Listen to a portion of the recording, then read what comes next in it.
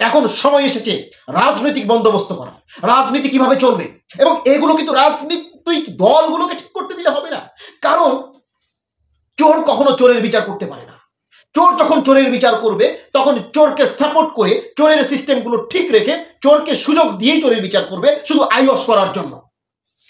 তাই চোরের বিচার করতে হলে ভালো মানুষকে বিচারকের দায়িত্ব পালন করতে হবে। আর ভালো মানুষ বলতে আমরা সাধারণ মানুষরা, যারা রাজনীতির সঙ্গে জড়িত না, তারাই এটা সিদ্ধান্ত নেবে, তারাই বলবে রাজনীতি কিভাবে চলবে।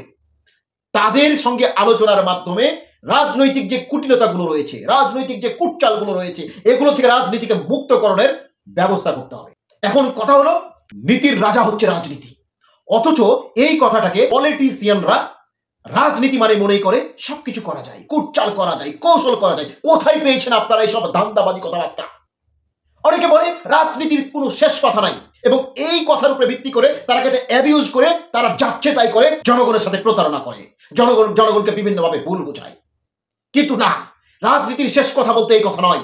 রাজনীতির শেষ কথা বলতে জনসেবা করার জন্য, জনগণের পাশে থাকার জন্য আপনার যা করা দরকার তাই করতে হবে। এটাই হচ্ছে রাজনীতির শেষ। মানে আপনি জনগণের পাশে না থেকে আপনি কূটকৌশল করে আপনি এটাকে অ্যাবিউজমূলক কথাবার্তা বলবেন, এটা নয়।